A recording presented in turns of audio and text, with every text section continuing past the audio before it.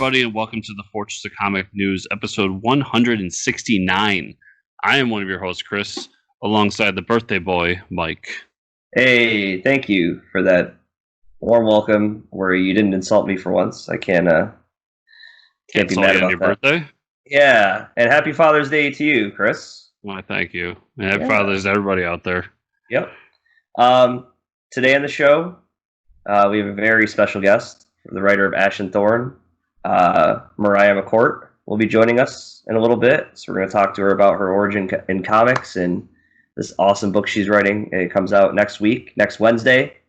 So go to your local comic shop that is open, by the way. I went to a comic shop this weekend, Chris. You did? It was awesome. Yeah, I walked in. I browsed the wares. It was so much nicer than just like buying stuff on Amazon or like on Comixology. You know what I mean? It's like and they had like board games there too, so I could like pick up the board games and like, whoa, merchandise. You know, I don't know. It's just nice to be able to like walk around and look at things. I don't know. It was a high point of my weekend, I think. So it just felt good. That's cool. Yeah. Cool. But you know, I know you've gone all digital. Yeah. But and I take advantage of the fact that I go every week, and sometimes, depending on the week, I mean, not during these times, but I might go to a different shop during the week too. So it's like a normal occurrence for me. It's like, yeah, a comic shop, but yeah, I mean, I have a game shop like a block from me, but the comic shop that was here, I think they closed. They just didn't have enough following. So when I go over to like Albany, there's quite a few awesome ones there. Shout out to Zombie Planet. What an awesome name too. It's like the bags they give you has got like a zombie on it. It's pretty awesome. That's great. Yeah. And they had magic cards there too, so it's like I just spent all my money, It's always a bad idea. Anyways, we won't take any more of your time, everyone. We're gonna jump right into it. So TV news, Spotify and WB have announced a deal, which is very strange to create original DC-centric narrative podcasts featuring superheroes from the DC cinematic universe. So it's interesting that like just the DCU, not cinematic universe. Yeah, okay, just the DCU. But like, if we don't get a Batman story that's voiced by the one and only Batman voice, you know what I mean? Yeah. Kevin Conroy. Then what? There can't be anybody else. So make the right choice here, DC, Spotify. I like this idea though. This seems pretty interesting. Yeah, I mean, Marvel's been doing it with a few of their characters. I know we talked about a Black Widow one. They've done a couple Wolverine ones, so it's happened. Spotify, big player in the podcast realm.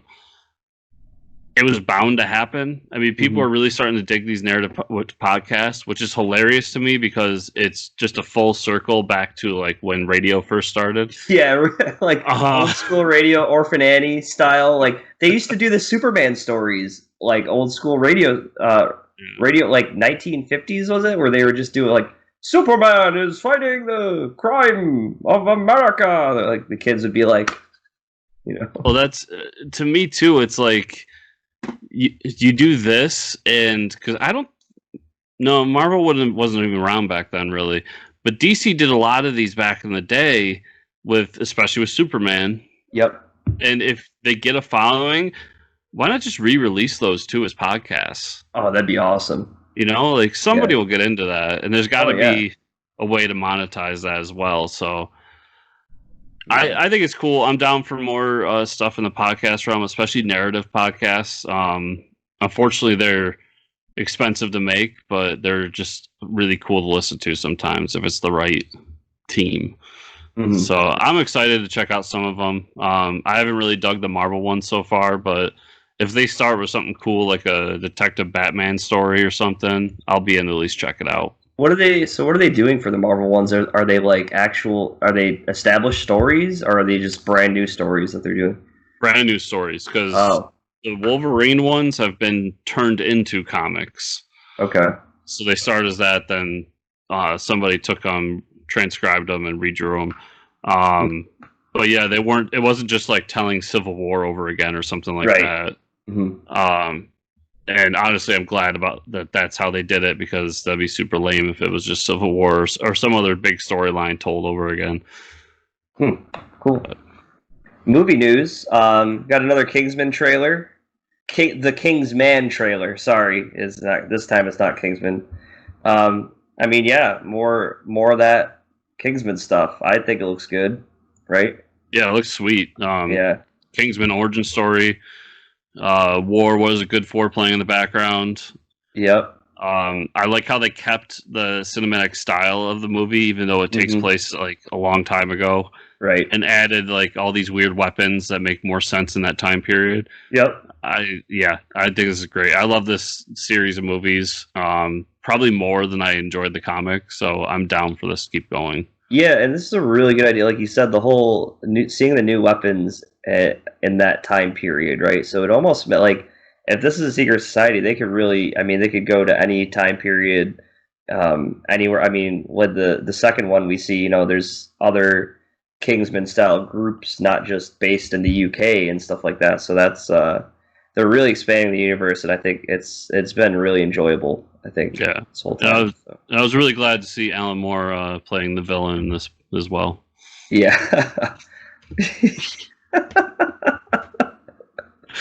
Oh man. I don't know who the actor is, but he popped up, and I was like, "It's Alan Moore." Yeah, kinda. A little skinnier, but Alan Moore. Yeah, he came out of hiding and not writing comics to be the supervillain. And with that, we're gonna cut to this awesome interview with Mariah McCourt, and we'll talk to everybody on the other side. All right, welcome back, everybody. Today we have another very special guest for the show. Welcome, everybody, Mariah McCourt. Welcome to the show, Mariah. Hi. Hey, Mariah. Hi. Nice to finally meet you. And this is exciting because I just read Ash and Thorn, and I had like no expectations really going into it. I mean, the main character is not your typical grandma, right? So I'm really excited to talk about that. But before we get into that, we just want to hear your origin story of. I know you've been writing quite a bit for quite some time here. So where did it all start for you? And were you always a fan of comics? Yeah, my dad used to bring back manga from Japan in the 80s when I was little. Awesome. Yeah, so I probably read, Lone Wolf and Cub when I was way too young for that. Oh, yeah. But then, but then, as a teenager, I got into Vertigo comics, and then I ended up editing there, and then eventually writing. So that's, my origin story is like 20 years old now, but yeah, with a lot of weird continuity. So how did you just inquire about that position at Vertigo, or how did that come about? Yeah, I did. I was studying illustration at the School of Visual Arts in New York, and my mom was a book editor for like textbooks and stuff, and I knew that I was interested in comics and how they were made besides just reading them. So I just inquired at our internship office, if they had anything and specifically at Vertigo, because while I had read some superhero comics and things like that, I was more interested in like the weird gothy sort of stranger, darker stuff. So and apparently nobody had requested specifically internships at Vertigo before, so that was a unique thing on my end. Yeah, and it just kind of went from there. I interned there for like a year, and after I graduated, I stayed in touch with people, and an assistant editor position opened up that I interviewed for and somehow got. Awesome. Yeah, and so I started with editing and learning how that stuff happened from the back end. So we've never really had an editor on the show before. Can you explain to people out there, like what do you do as an editor, especially for someone like Vertigo? Sure. Well, comics editing is actually pretty unique. You're doing scripts and visuals and storytelling and art direction for covers, and there's a whole kind of skill set involved in it that's not like other kinds of editing, because I've done prose and I've done stuff for other mediums and things, and so the whole relationship is really collaborative with the teams that you're working with, because you're looking at things from the idea to the execution of that idea and kind of helping the whole way. So it's a really unique, lovely kind of thing to do, but it's also really challenging because you have to constantly switch gears in what you're doing in a given day. So what you usually do is start off with the pitch and kind of get that together and the outline of a story, and then you go to the script and you make sure the narrative and character flow work, and also you have to kind of imagine what the pages might look like for an artist so that you can give art direction, and then it goes to the artist, and then they start their thing, and you go through breakdowns and making sure storytelling makes sense. And some of it's stuff that you learn as you go. I don't think there's really much that you could do, like you can't go to school for it really, and you kind of get an instinct for it after a while, and it becomes something where you just kind of can see when things work and when they don't work, and go from there. So it's a unique skill set. Yeah, that is really cool. And I guess it's interesting. I never thought of it that way, that you're kind of, you're editing everything that's happening, the writing, the art, so you have to, you almost have to have experience with all of that, right? Yeah, and a lot of that is, people come from different disciplines. I think there's quite a lot of editors who've come from film backgrounds and film degrees, which is definitely helpful because it's the closest I could say that's got a lot of similar stuff to it.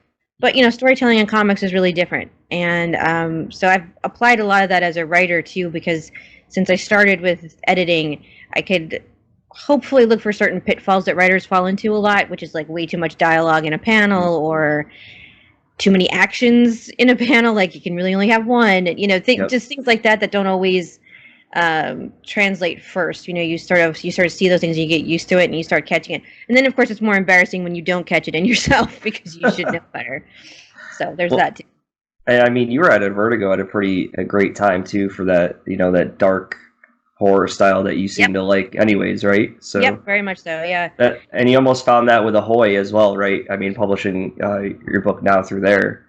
Yeah, well, what's great about Ahoy is a bunch of those guys are from their former Vertigo editors and stuff, so they have that in their background. So something like Ash Thorn wasn't a hard sell for them. They approached me. I've known Stuart for years, and he asked me if I had any ideas that might fit into their sort of funny Vertigo. And I had Ash Thorn, and I said, well, there's this. And they kind of immediately went for it. So, and that wasn't an idea I had really thought about pitching to too many comics places because it was a little weirder and more niche and not really, there weren't that many places where I thought it could fit. So, it was really great that they just kind of went, actually, that sounds terrific. Let's go with that. And, that's been really great. They're great guys to work with in general. But it was nice that I didn't ever have to explain why I was doing that story to them because they got it right away. That's really cool. So, I guess let's just give a quick plot synopsis of what is Ash Thorn, just for people who haven't checked it out yet. Well, I always explain it with the little, the way to compare it to other stuff, which is like Golden Girls meets Buffy, because that seems the best shorthand for it, really. Yep, that's a good one, yeah. Yeah, it's more than that, but we are very obviously and in no way subtly addressing different tropes in the horror genre. Yep. And it's little old ladies trying to figure out how to save the world when you are retired, and that was not the game plan you were prepared for. Right. That's sort of the overview there. So it's, and like I said, Ahoy has the sort of funny Vertigo. The humor in Ash Thorn is more self-deprecating and self-aware than it would be like haha funny jokes. Right. It's more about the situations. So that was the approach that we took to it. It's really cool. And the idea for an older protagonist as well. Was that something you just wanted to explore in general, or? Yeah, I wanted to do it for a while because it's I think other media is a little bit better about it, TV in particular, but I grew up with my grandparents, and my grandmothers in particular were a really big influence on me. I was that weirdo kid who grew up watching Matlock and Murder, She Wrote. I was watching Murder, She Wrote. With my grandmother. So Jessica Fletcher loomed large, and then my other grandparents were big Anglophiles, so I watched a lot of British mysteries. So I was watching Miss Marple at 8. Oh, wow. It's a lot of PBS at that age. But so that really factored into a lot of just how I viewed stories and main characters in a lot of things. And I'm a big Terry Pratchett fan, and the Witches, Granny Weatherwax, and those are big deals for me too. So it's something you don't see that often in comics, especially not main character, older characters, and especially not older women. So, and I didn't want it to be older, 40. I'm 41, which isn't really old. I wanted it to be somebody that you would acknowledge is old. So, a lot 80. Yeah. Peruvia looks 70s, but is probably considerably older than that. Things like that. I just wanted to explore aging and how that factors into what we view as heroic and not heroic. Very cool. It's funny you say all that because I have very specific memories of watching Diagnosis Murder with my mother growing up. That's another one. Yep. Yes, and that was one that always I always come back to as kind of like something that I watched when I was younger that like really struck me in a weird way because it was like one of the few things that me and my mother did together. Yeah. It was something that with my grandparents, it was always my one set of my grandparents were very like laid back, chill sort of people who just they liked their dinner and their evening drink, and they liked to watch Matlock and Murder She Wrote, like that was their thing. And my other grandparents were sort of world travelers actually, and they had like tea time every day, like at the same time, and they observed that stuff, and everything in the house was somewhat British and Americanized at the same time. So yeah, I just had a lot of that. So yeah, that's kind of, and it comes through. And I think anything that I'm able to create and write that's definitely like this, that kind of stuff comes out a lot. So as far as the Ash and Thorn story, issue 1, without spoiling it too much, we do get some characters. One in particular is definitely tied to this other world. I guess, and can we expect to see a lot more interesting characters pop up like that? Oh yeah. I really wanted to get into weird cosmic horror stuff with it because it's a genre that I personally really like, just because of the weird things you can do with it and how you can go from the psychological to the more hardcore, like just visceral horror stuff a lot. So it's one of the reasons why I wanted to explore it through the story. And as we go, because this first storyline is 5 issues. As we go, it gets weirder and weirder, and we get into much more strange territory. There's a whole like drugged tea scene in the 3rd issue that gets super strange. So I can't wait. Happy with. Yeah. So there's a whole lot of that, and you get more. We're gonna get some more weird magic baking and different stuff kind of coming through. So it's there's more characters. There's more mythos as we go. We sort of jump right in the middle of things in the first issue to kind of get people interested in what's going on like right now. But as the series progresses, you get more of the weird stuff that's going on behind the scenes and how it's all kind of playing out. Cool. So with this series, if I'm correct, it's 5-issue miniseries, right? Yep.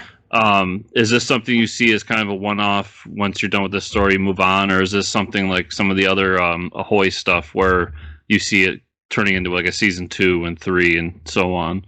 Oh, I'd really like to. I do have those mapped out. I did when we put it together, so that it is a technically self-contained story. Like it has a beginning, middle, and end, but there's certainly more things to do by the end of it.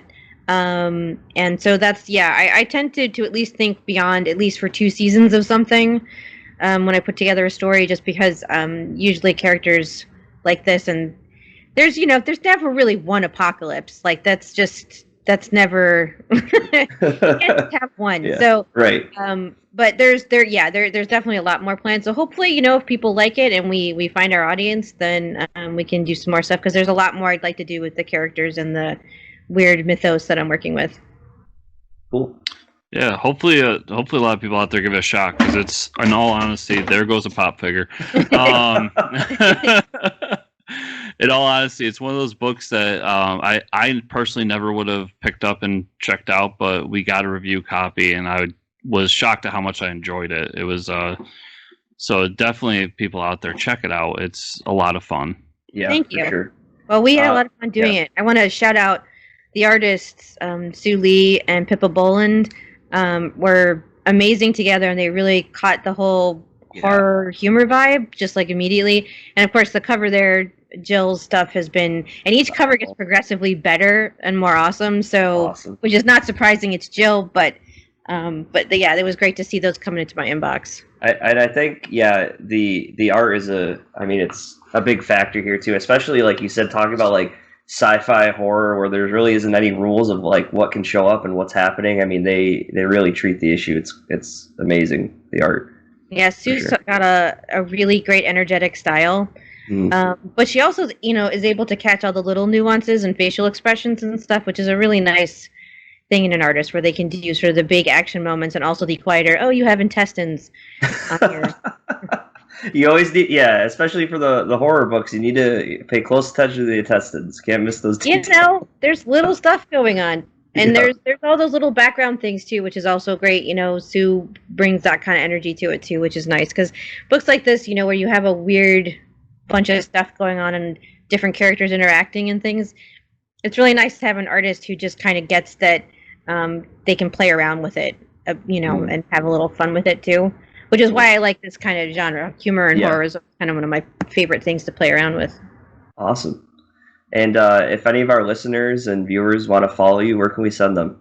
Sure. I'm usually on Twitter way too much, Tired Fairy, and and I'm also on Instagram, Monster Tea Time. So those are probably the best places to find me.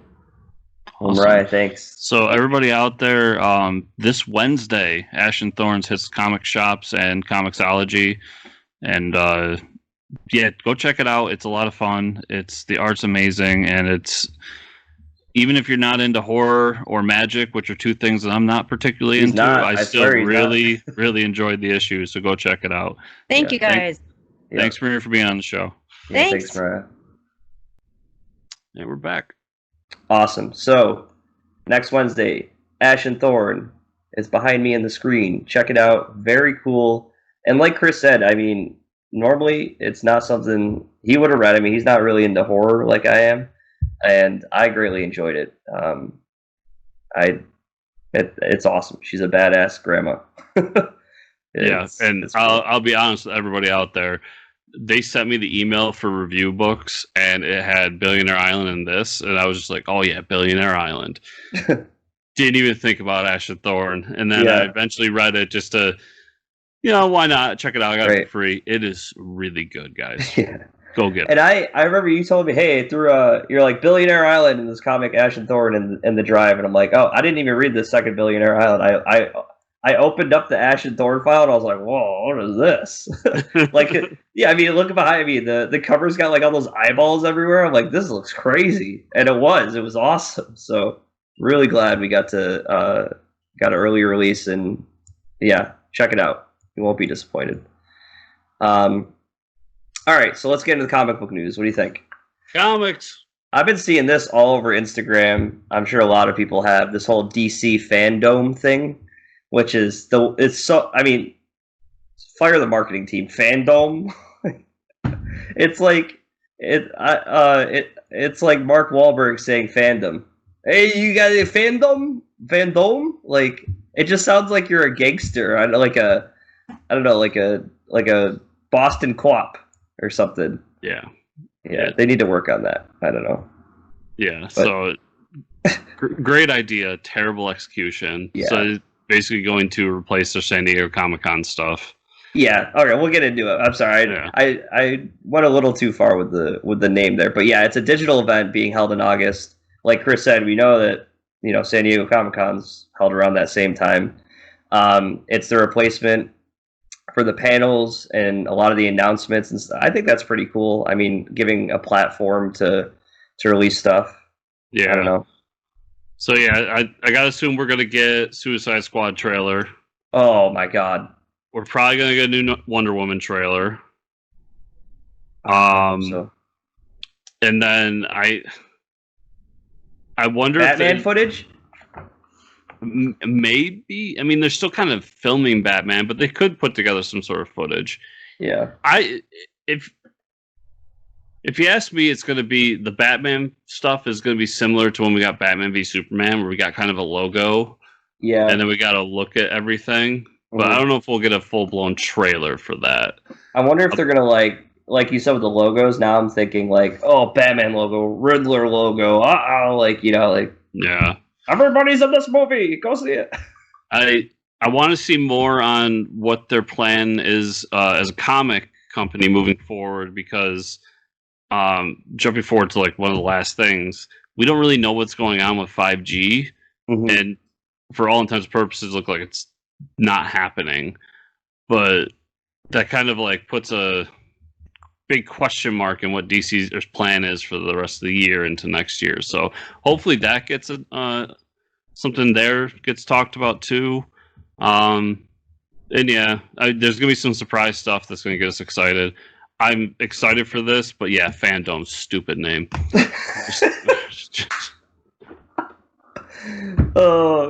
should just call it like digital Comic-Con, or I don't know. There's some play on words they could do with DC Comic-Con.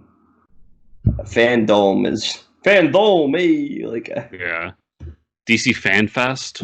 Yeah, Fan Fest. I mean, that's better than Fandom. It's not great either, but it's like Jersey Shore Fandom. Fandom. Hey. All right, we're done with that. We won't put any of the listeners through any more of that. Marvel is spinning a She-Hulk out of Immortal Hulk for a one-shot issue by Al Ewing and artist John Davis Hunt. It's going to be a tie-in with the upcoming Empire event, so that's pretty cool. You've been reading Immortal Hulk, right? Yeah, I've been reading it in trade, so I'm behind a bit. But Immortal Hulk's great. Al Ewing's great. Yep. I'm down to at least check it out. Probably check it out like a year from now when the trade comes out. But I need Empire to get here now. I was supposed to be in the middle of Empire right now, and I want it. Yep. And this is pretty interesting. That Marvel's upcoming X of Swords X-Men event has been expanded. It's now going to be 24 issues across all of the X-Men titles and multiple one-shots, including a handbook issue. During Marvel's Poll List YouTube show, they showed an image of Brian Braddock Captain Britain comic, a Brian Braddock Captain Britain comic that is part of the event. It hasn't been officially announced. So now they're just like, we're gonna, let's just all the comics are gonna be. I don't know. Is this too much? We just off air. We were just talking about how Marvel handles events and how DC handles events. What do you think about this? Yeah, this is an old school approach of a crossover. Dollars to donuts. This is a Hickman idea. Let's do it old school across all the books and do it that way. Right. Okay. I mean, I'm not a big fan of that, but it works for me because I'll get them.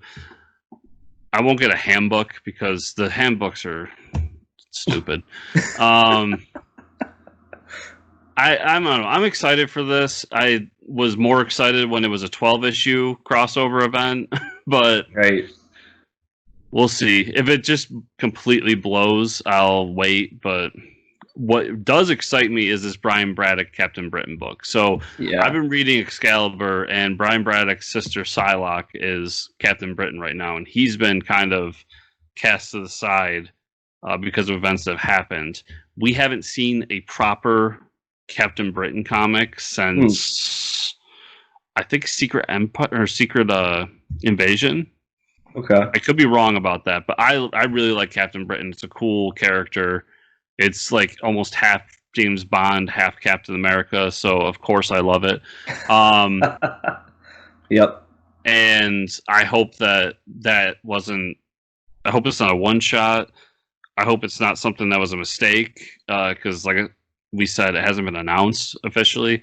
I hope it's an ongoing with Brian back in the costume because I love that character. So awesome. Fingers crossed there. Marvel's resolicited multiple new titles that are going to be released in September that we had talked about before. Shang-Chi #1, Black Widow #1, Juggernaut #1, Ultraman Rise of Ultraman #1. I actually remember we talked about it. I was excited for the Ultraman. And Marvel Zombies Resurrection #1. And I promised I would buy 5 issues of Black Widow #1, physical copies. I made that promise, and I'm not going back on it. So Shang-Chi #1 I'm actually excited for too. You know how I like my kung fu artists. Yeah. So yeah. I'll check out Black Widow. Marvel Zombies Resurrection I'm excited for. We've talked about those in spades in the past, but something new came out about that Ultraman Rise of Ultraman book. Mm-hmm. They're doing a bunch of variant covers, which is Ultraman hanging out with Marvel superheroes, and they released one of like him and Spider-Man. Those are some cool variant covers, I gotta say. Okay, I'm really excited for that. Yeah, I gotta see those. But yeah, so if you're looking forward to those books that they announced months ago, there they are. They're showing up eventually. Skybound Entertainment has announced they're releasing a surprise new issue of The Walking Dead titled Walking Dead Negan Lives #1. I saw this. This one-shot issue will follow Negan after the events of The Walking Dead and will hit stores July 1st. How much Walking Dead is enough Walking Dead? As a fan, I'll pick it up. It's one issue. Yeah. Is it one issue? That's... They said it's a one-shot, so we'll see. There's... As a fan, I kind of just was happy with how Walking Dead ended and want to move past it, as much as I love Walking Dead. As a fan of the industry, I really love this because he's sending them out at not charging freight. He's going to charge basic prices for the issue to the retailers, so they're just getting a surprise Walking Dead issue coming in the mail as cheap as humanly possible for them to sell in the stores, and I think it's a great boon for the comic retailers out there. Makes sense. And then there's some really cool, he's going to send out some ultra rare variant covers with it too. No. It's cool to just, I mean, I'm not going to hunt ultra rares or anything like that. It's just cool to give a boon back to the comic industry, especially the retailers, and with all this going on. I know a few other things, companies have done it. Aftershock announced like SOS, and they're doing the same thing, and there's a bunch of them, so it's great. I'll check it out. We'll talk about it on the show, but I'm not like uber excited. Can't wait for Walking Dead to come back. It hasn't been gone long enough for me to want it to come back. Right, exactly. Like, yeah, and I get that this might be more, now that you say it's more to help the comic shops, that makes more sense to me rather than, we just got done with Walking Dead, let's throw something at him, Yeah, because it's, as much as I like Oblivion Song and as much as you like, what's the horror book he's doing? Kirkman? Yeah. Is it Outcast? Outcast. Yeah. Neither of those books have the cachet that Walking Dead do, so you can't do like a special issue of those and expect everybody to run back. A special Invincible issue. I think that's been done long enough to where... Yeah.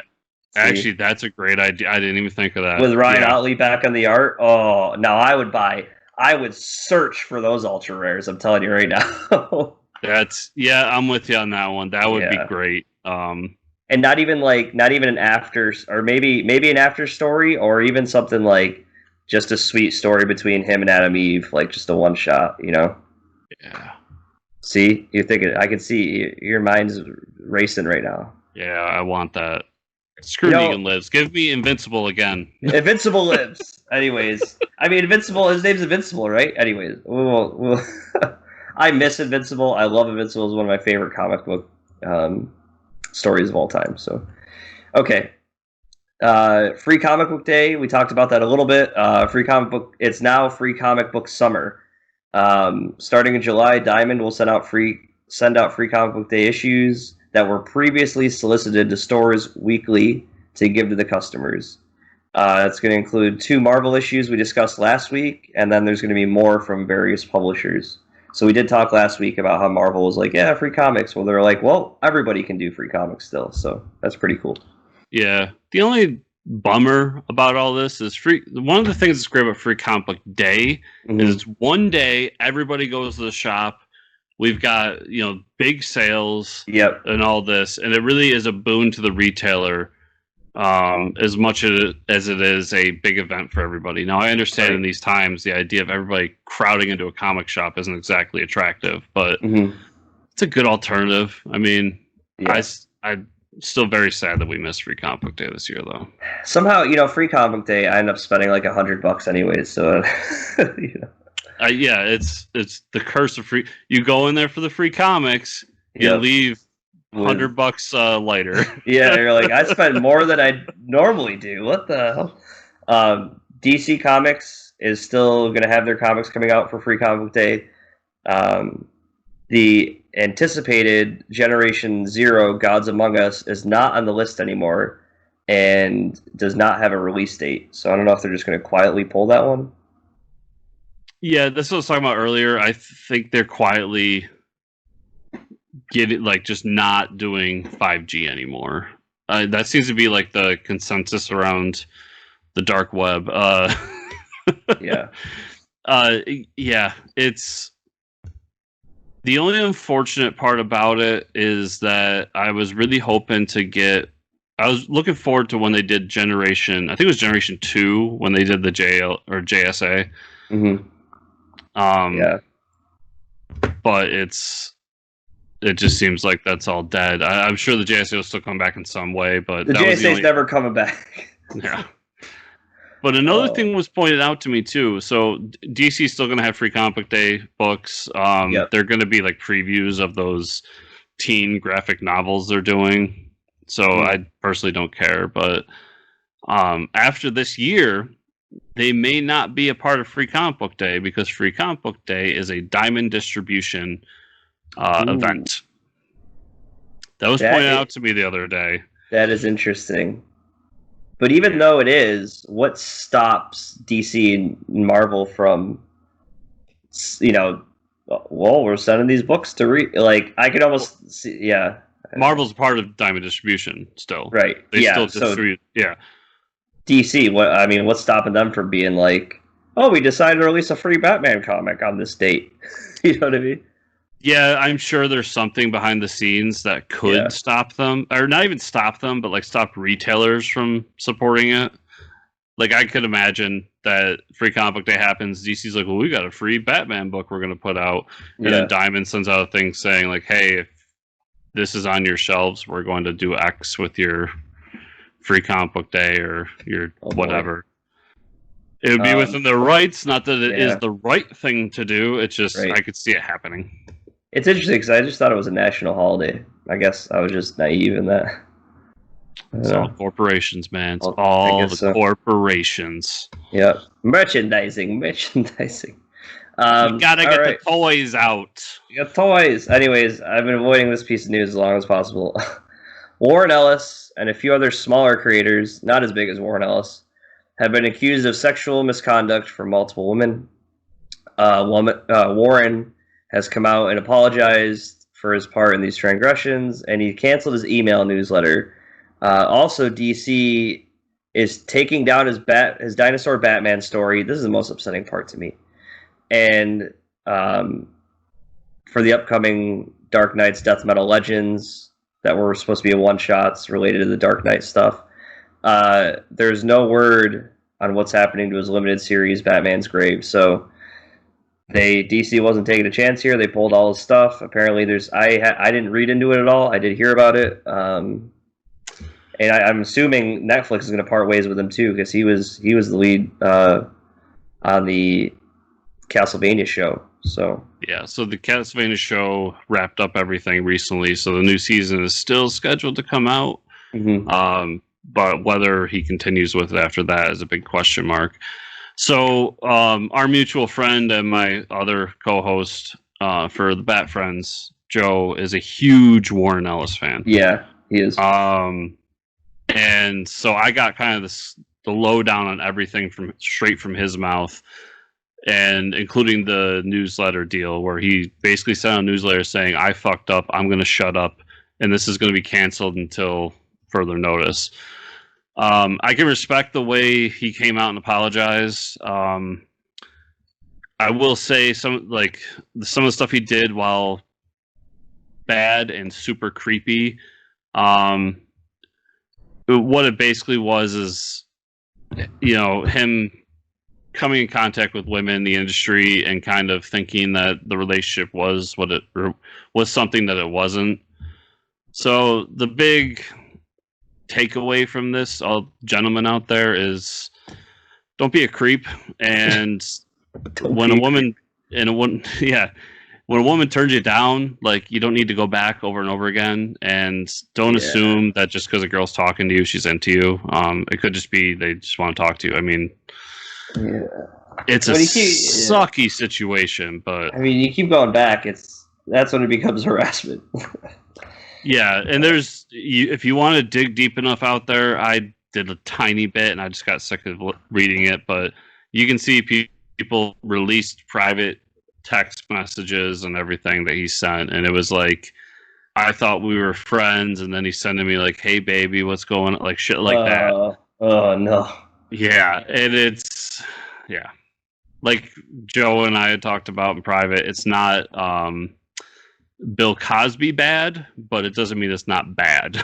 Right. Yeah. So, I mean, especially when you're on this platform and DC. I mean, these companies are immediately going to part ways with you. Like, there's been so many things happening. I mean, like, look, they elongated, man. He's not in a show anymore. So Warren Ellis, he gets pulled. I don't think it does. It doesn't matter who you are. This is completely unacceptable. And today, it's 2020.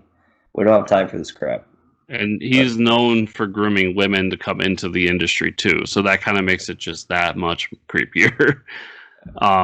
But as far as Batman's Grave, if you're reading that and enjoying that, I'm just going to go out on a limb and say you're probably not going to be enjoying it for much longer.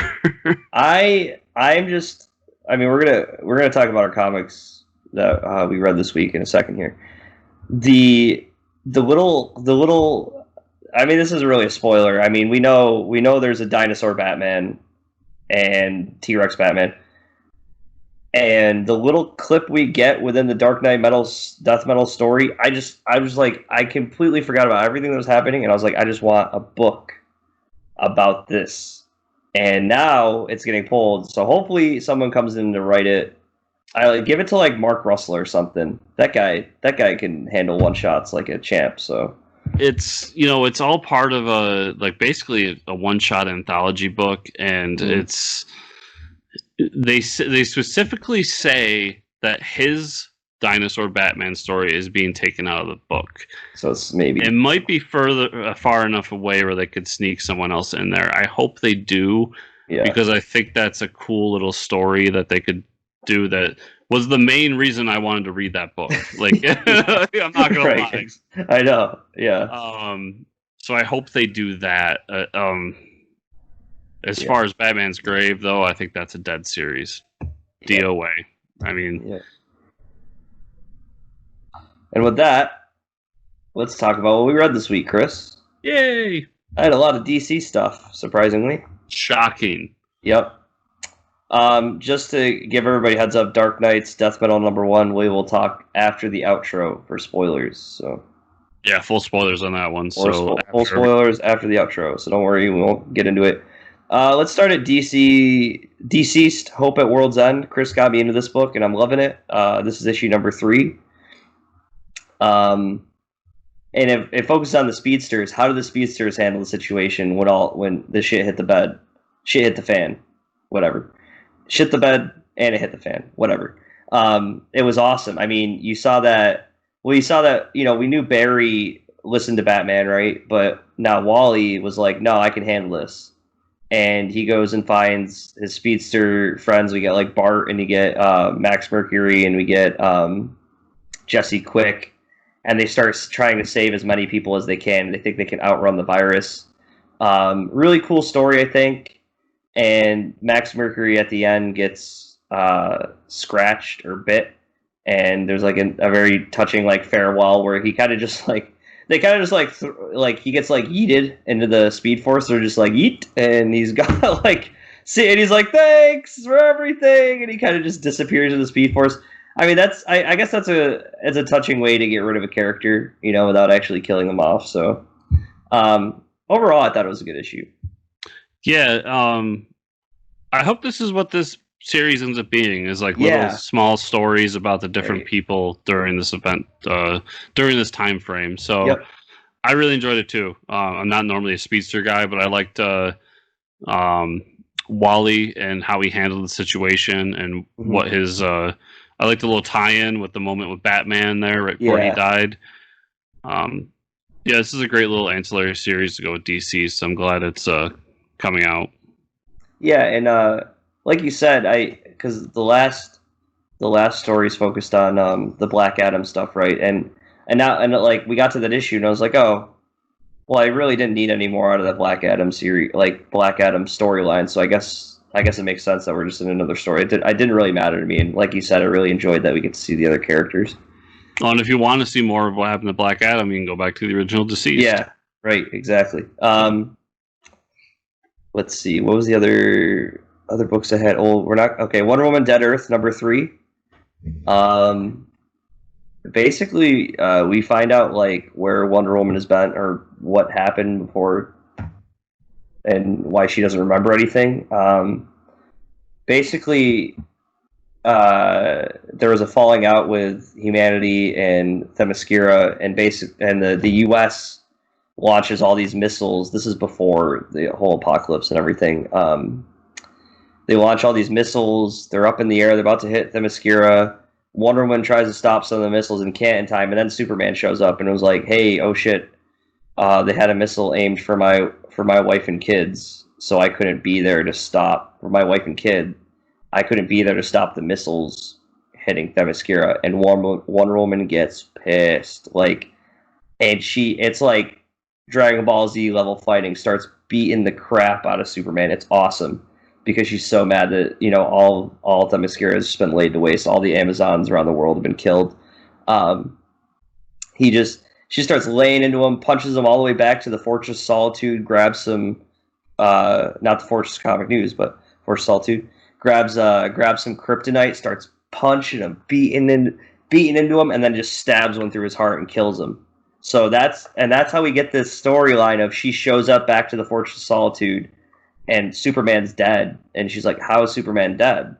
And it's like, "You don't remember what you did?" Like, and because of this huge burst of energy she had and rage, she's now in a more weakened state, and that kind of explains why she's so weakened right now. Yeah, and then we get she meets up with the original humans that she was traveling with, that they thought she betrayed them, and one of the humans gets the lasso of truth, wraps it around Wonder Woman, and is like, did you betray us? And she's like, "No, I just didn't trust humanity anymore, and I had to leave because I saw what you guys did to Themyscira. You blew us up, so I really didn't trust humans." Well, now, you know, the humans that are left back at the camp are going to be fighting with the, like, deformed and mutated Amazons, and Wonder Woman's got to go back and try to stop all that. So it's a pretty cool story, and you know, this style Wonder Woman really kind of fits the Wonder Woman that's in the Dark Knight's death metal. But I mean, these other stories are pretty cool. I think there's enough going on with the plot to kind of differentiate the two. So I really didn't mind. Grant Morrison read a Grant Morrison book this week, so that's always exciting and very strange to me. This is the Green Lantern season 2, number 4. The season 2, I really like what he's doing with this. It's a lot of one shots of just Hal Jordan teaming up with people every issue. This issue he teams up with Barry, the Flash, and really, I mean, it's weird. It's very weird. It's a Grant Morrison issue, you know. So if I had to talk, it's almost like a lot of those one shots he did with his Animal Man run. Some are better than others for sure.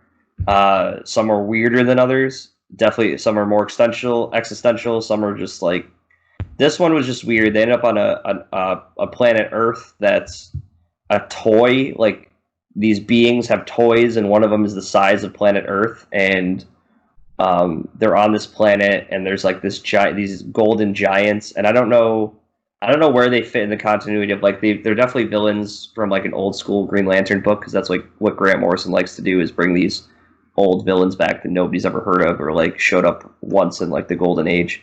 They're at this planet. They have this trial that they need to get to. There's this big fight, but there's like the golden giants have like this baby, and that's who all these toys are for. There's like this giant golden baby that's been like, you know, gotta break the toys. And there's some really crazy art. Liam Sharp's art is amazing. It's just a wacky story, and then by the end of it, you know, there's that conversation with like Hal and Barry of like, "Hey, I don't need to come along on your help. I don't need to help you out anymore. Like, our adventures are pretty much done."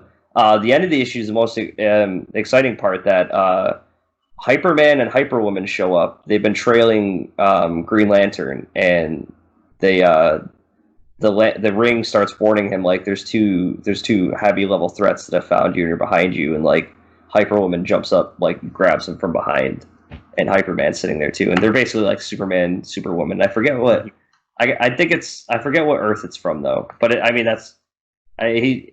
issue is just a new interaction with some characters, and I really enjoy that. And then I just had death metal, so I guess I'll just wait to talk to you about that. Yeah. I guess we could say death metal is really good. Yeah, it's really good. I'm sorry. One more. Yeah. The Batman: The Adventures Continue. Did you read that? I did. Okay, so then that was the continuation of the story with Deathstroke. Deathstroke helps Batman find where Firefly's hiding, and it's not Firefly; it's a trap. Meanwhile, has it been revealed that's Tim Drake that's kind of in the shadows every issue? No. Or is it? I can't remember who that is. It hasn't been revealed. That was our original feeling. I remember reading it and thinking it was someone else, though. Give me 1 second.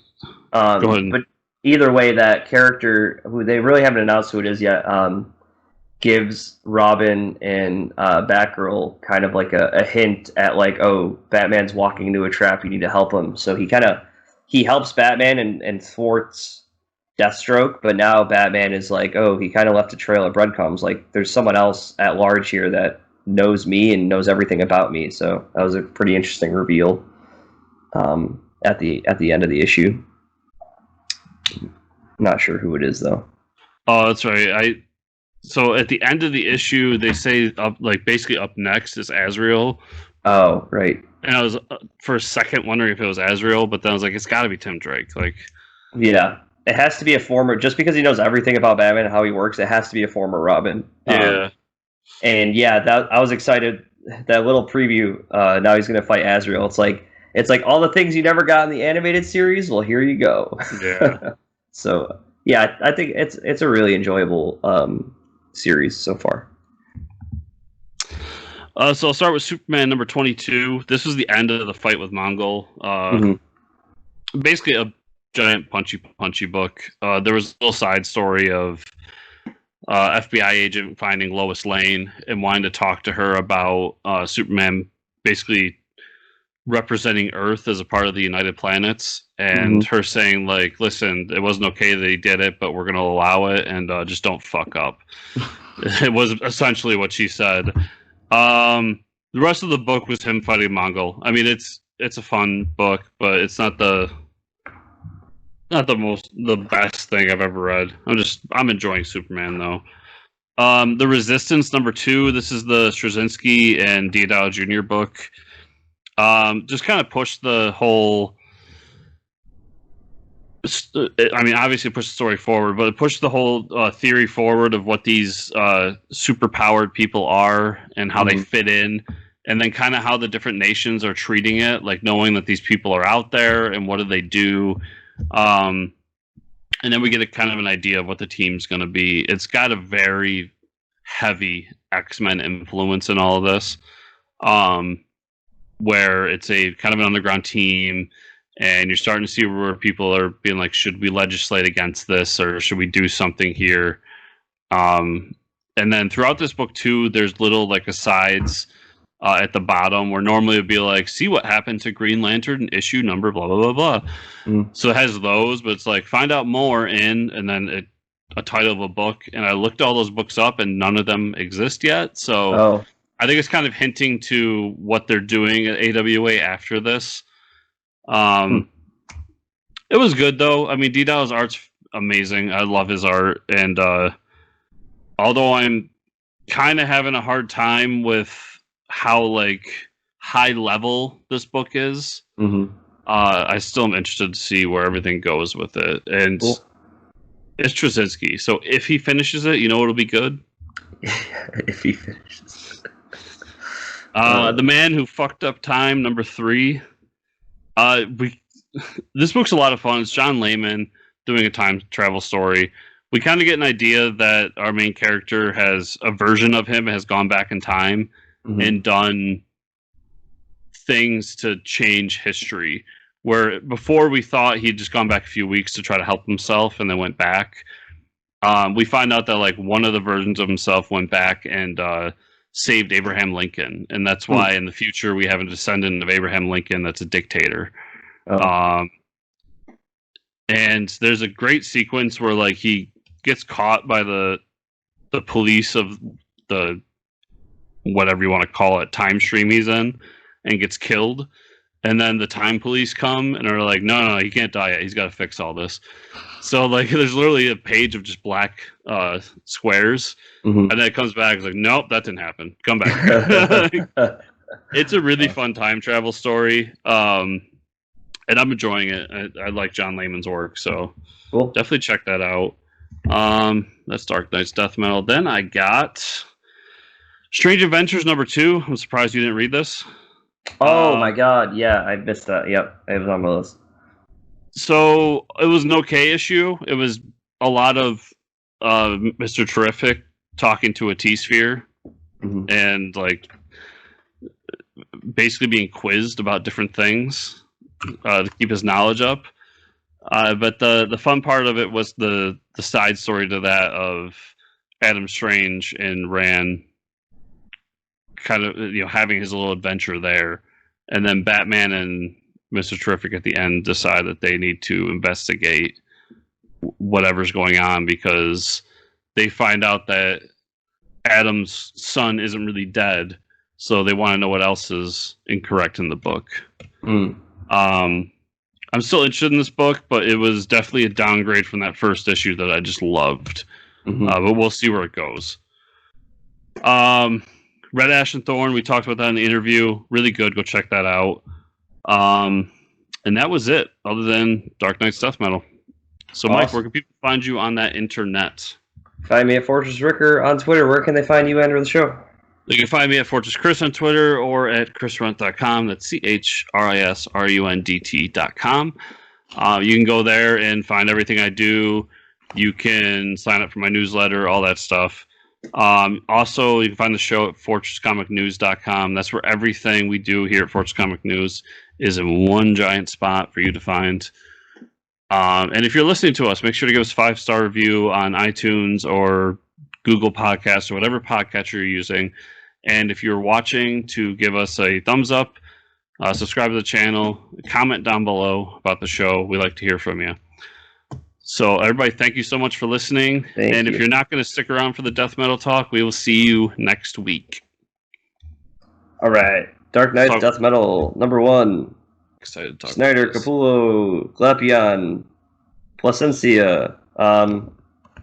Yeah, so we're gonna go. We'll probably just go through it piece by piece. I mean, the first page is Sergeant Rock talking about he wants to fight.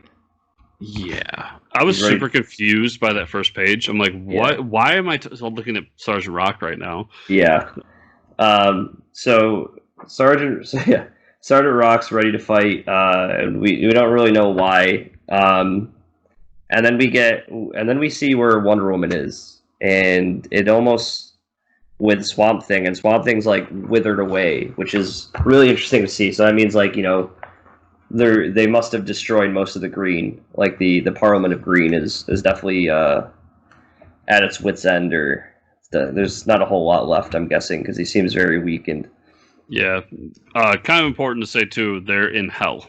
Yeah. Right. Oh yeah. Yeah. They're in. Yeah. So we find out in the book that a lot of the previous Justice League members are now like working for the Batman Who Laughs against their will almost. Yeah.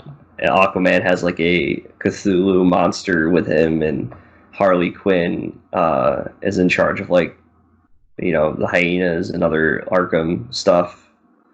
But it's interesting that, I mean, we see, so it starts off with they're dropping another prisoner off at Hell, and we see her forging the chainsaw, and we see the invisibility jet and the invisible jet, which Chris and I were talking about earlier. He says that I don't remember the last time we've seen that in a book, and that's true. Like they don't bring it up much. I didn't even know it was a part of continuity anymore, because they basically made it so that she doesn't need it since she can fly. Right. Yeah, exactly. But cool. It was a cool little throwback. But her whole forging the chainsaw next to the invisible jet is very significant for later, which I just realized looking at it again right now, like flipping back through it. I mean, it's like hint, hint, hint. But also we see a lot of people in prison, like the Joker's in prison, Hell. A lot of the super villains. Like you see Captain Cold in the background, stuff like that. And three different Batmen show up to drop off this new prisoner. We don't know who the new prisoner is yet, and one of those Batmen is Dinosaur Batman, and he's awesome. And they make fun of his little T-Rex arms. Yeah, you get him. When reading it, I assumed that middle Batman was the I forget his moniker, but the Flash Batman. Yeah, right. And then the one in the end seems to be basically Sorcerer Supreme Batman, even though that's not a DC thing. Yeah, but, yeah, that's what it looks like. Yeah.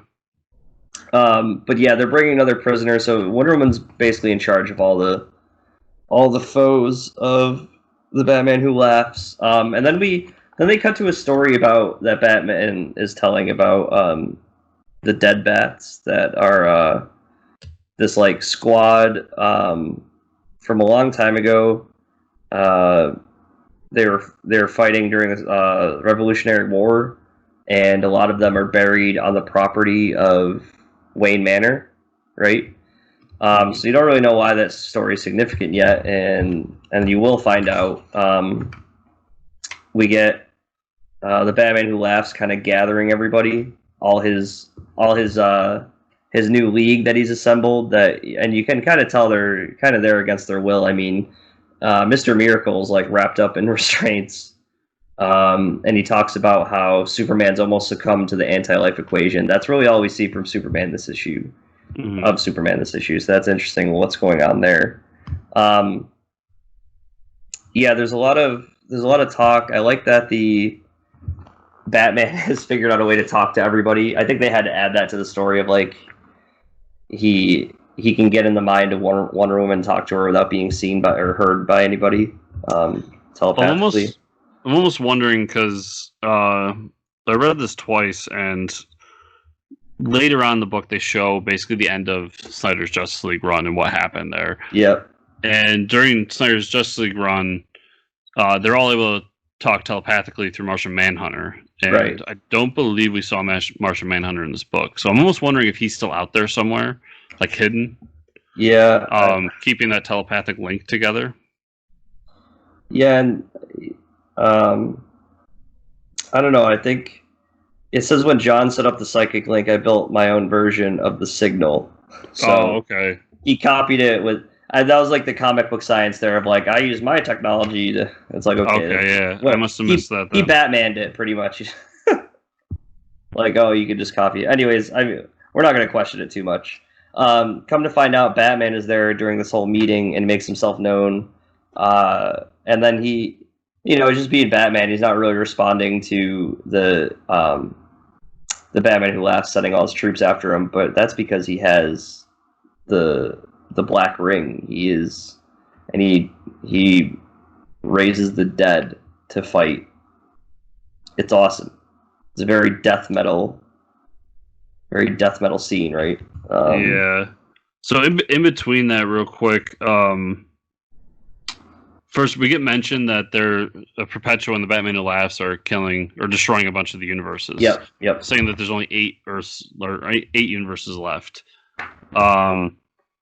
I also want to say like the little fight scene in between, because Batman sends out something to try to hit the Batman Who Laughs. Yeah. And we get to see some more of like who's in the league, and we see like a Deathstroke Batman and a Azrael Etrigan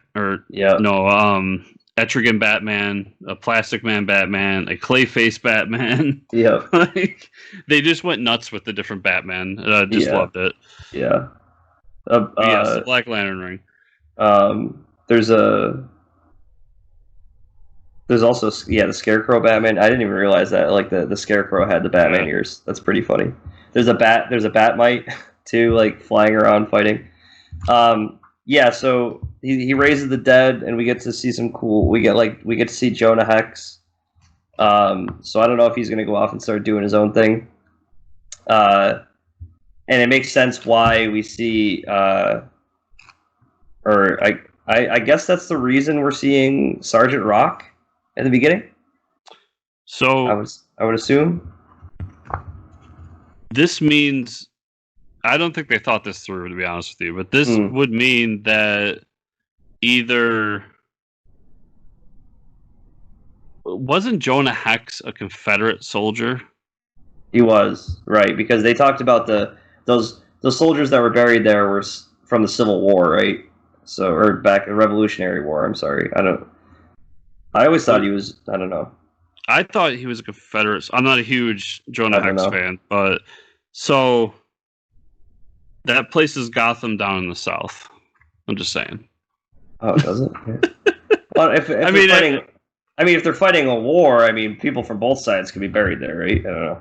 Yeah, I guess.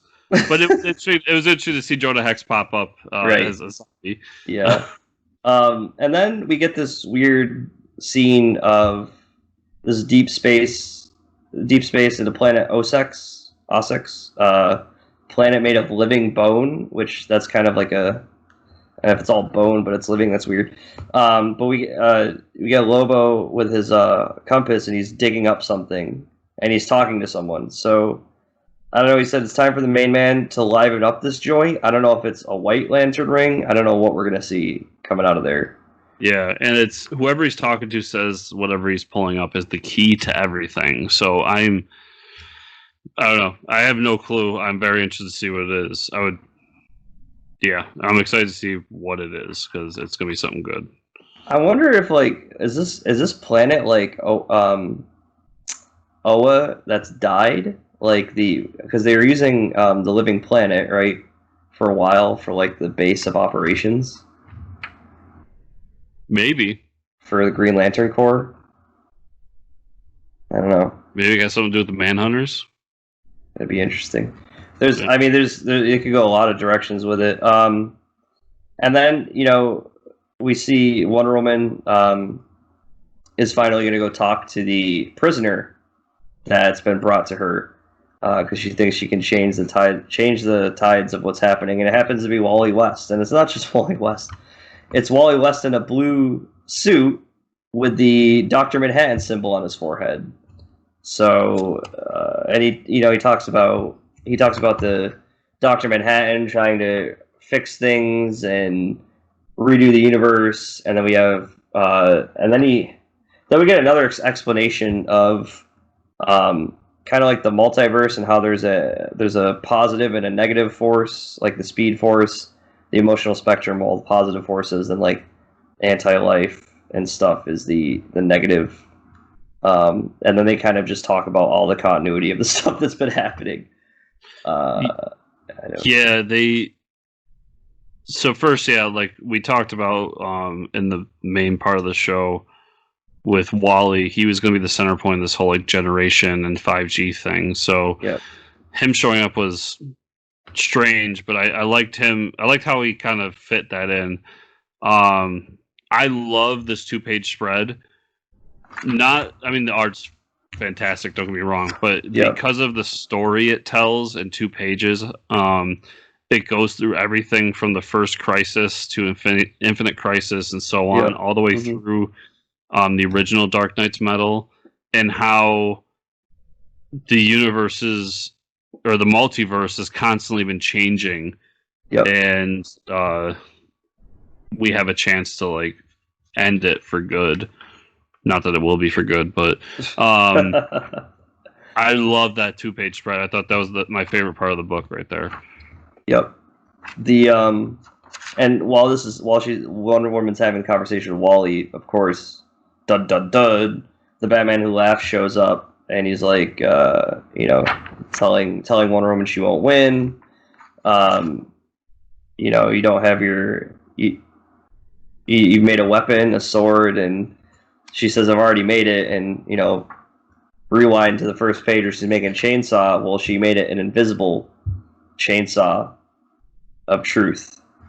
They call it the chainsaw of truth, but it's invisible, and there's a great friggin' page of Wonder Woman chainsawing the Batman Who Laughs into 2 halves. So it's pretty awesome. How long do you think he stays dead? I don't know. I'm pretty certain he can't die. I don't really know, but the next page is even crazier.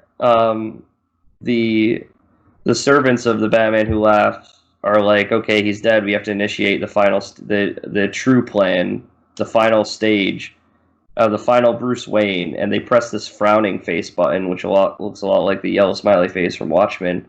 And lo and behold, we see Dr. Manhattan coming through the doors. It looks like Dr. Manhattan. I don't know if it's a Batman Dr. Manhattan, I'm assuming. I guess we'll find out. But now I'm very confused about all this. Yeah, I'm positive that's going to be a Batman because the final lines are prepare the body of the final Bruce Wayne. Yeah, of the final Bruce Wayne. But, I mean, they open the door and it's blue-bodied Dr. Manhattan. We can see like and they're specifically not showing the top of his head. So does he have ears? Does he have the bat ears? They just show, you can see an outline of the body. He's blue because his arm is blue. Yep. And you can see the Manhattan symbol. Mm-hmm. So there's another page still, but for one, it makes complete sense as to why they had to wait for this for Doomsday Clock to finish now. Yep. This sequence too is great because this is what is like I need issue 2 now. This moment right here. Mm-hmm. And this is where I kind of got the idea that this Batman that shows up is that we talked about earlier is kind of a Sorcerer Supreme or some necromancer or something. Because you get a closer look, he has the symbol underneath the bat, and the bat's upside down, so that kind of hints at like some sort of sorcery. Mm-hmm. Plus, he comes through a portal. I mean, which doesn't necessarily mean magic, but it's really interesting. And then this last page, we get back to Sergeant Rock. And Batman's like, come on, the fight's happening now. And he picks him up, and Sergeant Rock's a torso. He doesn't have any legs. His spine's hanging out.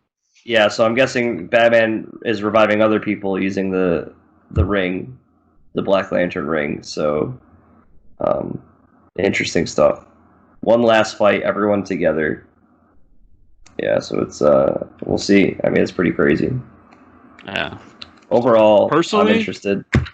Yeah, personally, I thought it was a really great first issue. It touched on a lot of different things that I really wanted it to touch on. It answered, not really answered, but like kind of made sense of some questions that I had coming into it about overall DC continuity and overall DC decisions. And I am very excited for issue 2. I mean, just let's see where it all goes. It seems like a really cool story. So they're setting up some interesting stuff that I really want to explore, or I want to see more of. And I think we talked about this off air. Actually, we did talk about this off air. My only gripe about it is I wish it was the replacement for Justice League after the final issue of Snyder's Justice League, because now that we move forward in continuity, and obviously a bunch of stuff goes into that, but now that we move forward in continuity, it's like, I mean, yeah, it's comic books and blah blah blah, but we know like the Justice League's gonna come back as is, right? But it also just would have made it more interesting if it was just like, here's the last issue of Justice League, and then whatever the next issue was going to be was Dark Knight's Death Metal, and it was kind of just taking that story on, and then we got these Venditti books afterwards, just in terms of not really continuity, but just keeping the story fresh, because now that we've been how many issues away from that, I kind of it's been a while. Yeah, kind of just fell off of it, and it did bring me back, and I wanted to read more, but I didn't. And obviously, the pandemic has a lot to do with this too. But I didn't get as much out of it because of how it came or when it came out through all this. That being said, I did really like it. I don't want to trash on it too much, but no, it was a good issue for sure. All right. So I guess we'll do this. Are you planning on buying all of the ancillary books too? The tie-ins. The tie-in. Yeah, books? I'll probably get those as well. Yep. Okay, so everybody out there, if you're still here with us, we'll do this with every issue, including the tie-in issues, until this book is over. And hopefully you enjoyed it. Let us know. Thanks. Yeah, everybody.